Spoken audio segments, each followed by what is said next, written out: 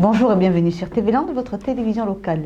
Dans le journal de ce mercredi 21 octobre, nous vous parlerons du plateau sportif de Saint-Martin-de-Seignan, des animations proposées pour la Semaine Bleue à Dax puis à Souston et de notre métier du jour, opérateur dépanneur.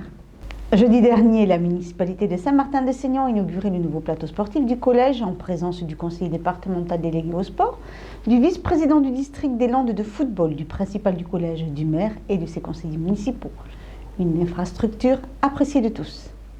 Situé entre le collège François Truffaut et l'école maternelle Pauline Cargomar, le plateau sportif a été rénové, offrant un plus grand confort d'utilisation, grâce notamment à son sol synthétique. C'était une installation qui était quand même vieillissante, voilà, avec des difficultés notamment au niveau du sol, qui mettait même en danger un petit peu les élèves. Donc après collaboration et travail de réflexion avec les services municipaux, le projet a été monté de rénover cette installation. J'ai pu consulter les équipes enseignantes qui en sont satisfaites.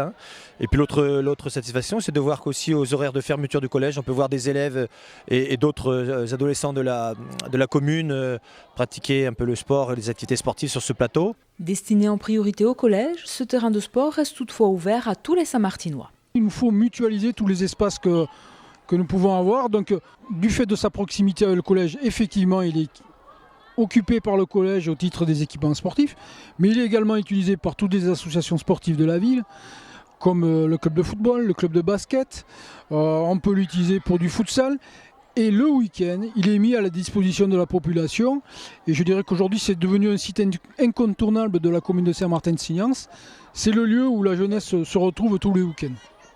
Cet aménagement d'un montant de 94 000 €, subventionné par le département et la Fédération française de football à hauteur de 57%, fait partie du plan de réhabilitation des équipements sportifs de la commune. Nous allons donc investir sur la période 2014-2017 un peu plus d'1 150 000 € hors taxes.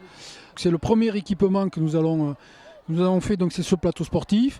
Nous sommes en train de rénover donc le mur à gauche Jean Rameau, qui va être aussi pluridisciplinaire, puisqu'on pourra faire bien sûr de la pelote, du basketball, mais également aussi du badminton.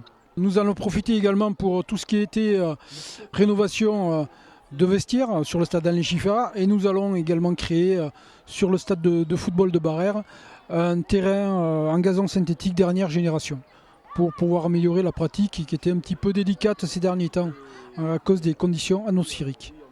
Il est aussi prévu d'ici quelques mois la création d'un skatepark au cœur de ville, de quoi renforcer un peu plus l'image de commune sportive de Saint-Martin-de-Seignan.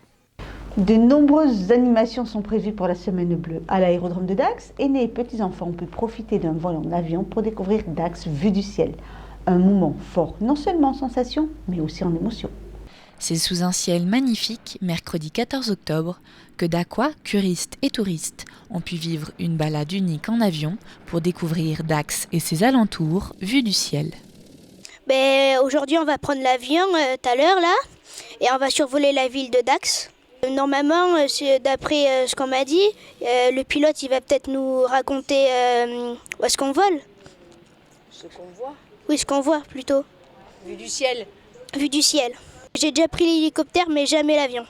Et moi, j'ai fait le contraire. J'ai pris les gros avions, mais pas le petit. Moi, je suis déjà montée en montgolfière et un petit avion comme ça, non, jamais. Et donc, j'appréhende aussi un petit peu, mais bon, je pense que c'est génial quand même. Quelques consignes avant le décollage et les voilà partis pour 15 minutes de vol. C'était super. Et moi aussi, je dis la même chose. C'est super. Moi aussi, génial. Quand j'arrive à un certain âge, faire de l'avion comme ça, c'est super. J'étais bien penchée sur la droite, mais bon, j'ai pas eu peur. Des sensations fortes, surtout lorsque le pilote passe les commandes à son copilote et fait découvrir à ses passagers la pesanteur. Quand on est passé en apesanteur, j'ai déjà en bus, je me souviens quand j'étais à l'école, quand on est parti en classe de neige, on avait eu cette impression. C'est comme si l'avion allait s'arrêter d'un coup puis redémarrer les moteurs. Voilà. Mais on avait le copilote. Alors c'est l'occasion de leur montrer la ville vue d'en haut, et aussi je leur fais découvrir ce qu'est la pesanteur. La pesanteur, c'est simplement éliminer la gravité. La gravité, c'est ce qui nous tient au sol. Voilà. Donc les astronautes, dans l'espace, il n'y a plus de gravité, donc ils flottent dans leur cabine. Et là, à l'espace d'un instant, les passagers ont la possibilité de se rendre compte de ce que c'est la pesanteur. Voilà. Et a priori, Mathis, entre autres, a énormément apprécié. Aérien. Super. Non. En plus, on a eu la chance d'avoir le temps super magnifique. Et puis moi, c'est la première fois que je monte comme ça sur un petit avion. J'ai jamais été en hélicoptère non plus. Voilà. Alors c'est un peu le baptême de l'air. Pas de baptême de l'air pour moi, mais le temps était magnifique. Reconnaître Dax n'était pas évident, on n'avait pas trop de repères, mais on avait un pilote extra qui nous a menés de main de maître. Donc c'était génial. À refaire, oui, à refaire. Sans problème. Voilà. Génial. J'ai adoré, c'était trop bien. Moi j'ai aimé aussi, même si j'ai eu un peu peur. Surtout quand mon petit-fils pilotait, parce que bon, c'est pas que je lui fais pas confiance, mais voilà. Puis j'aime pas trop les secousses, mais non, c'était bien. C'était très bien. Et une expérience pareille prend toute sa valeur lorsqu'elle est partagée avec ceux qu'on aime. Quand je suis partie avec lui, je le tiens, voilà, je le touche. Il pensait que c'était parce que j'étais stressée. J'ai dit non, c'est du bonheur, c'est que du bonheur. De partager les moments avec eux. Voilà, puis des choses un petit peu qui sortent un petit peu de l'ordinaire aussi. Voilà, c'est une très belle expérience, un très beau moment qu'on a partagé tous les trois. Une initiative aérienne bien appréciée qui restera gravée dans les cœurs. C'était un tout autre rendez-vous qui était proposé pour la Semaine Bleue à Souston. Un moment de rencontre pour les aidants familiaux. L'occasion de se renseigner sur les services existants et de partager ses expériences. Samedi matin, tandis que les jeunes musiciens de Souston proposaient un concert sous la halle du Pécoué, attirant la curiosité des passants, au pôle Rezano, un moment d'échange et de discussion avait lieu pour les aidants.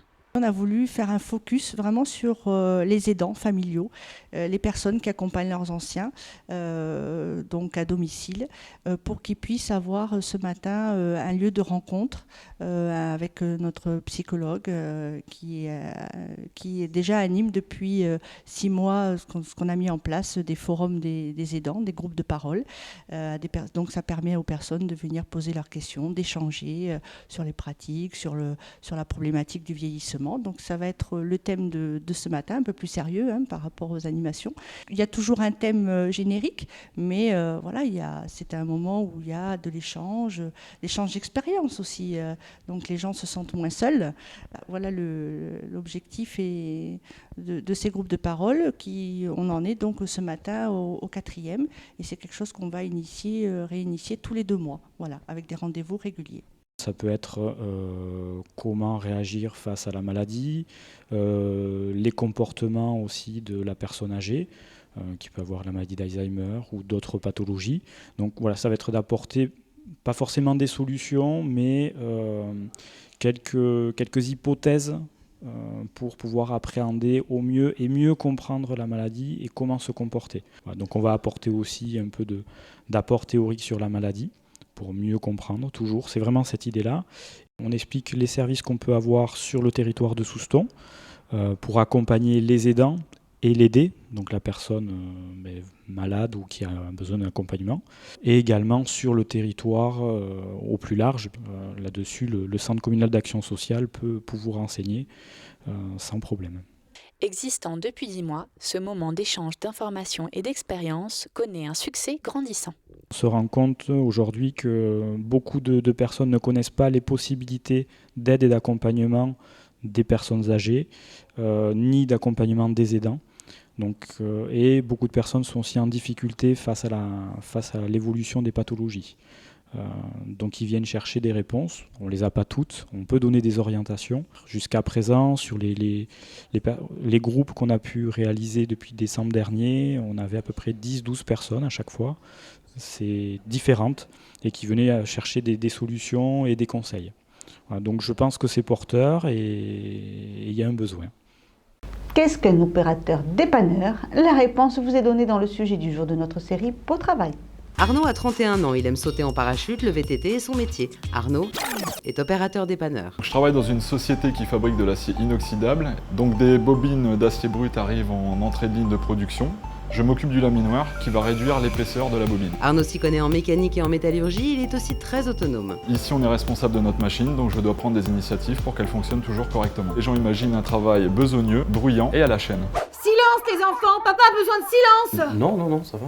Tout est automatisé maintenant et cela fait même moins de bruit qu'une tondeuse à gazon. J'ai toujours été manuel, donc ça me va très bien comme métier. Après son bac technique, Arnaud a fait un contrat de qualification. Un opérateur dépanneur gagne environ 2 000 € par mois. Tous les ans, on recrute 13 000 techniciens des industries de process, tous secteurs confondus, et des offres sont disponibles sur beautravail.org. Alors c'est maman qui a besoin de silence. Silence. C'était Beau Travail avec le MEDEF. Voilà, cette édition est maintenant terminée. Je vous remercie de nous avoir suivis. Je vous donne rendez-vous vendredi pour un prochain journal de TV Land, votre télévision locale. Passez une bonne journée.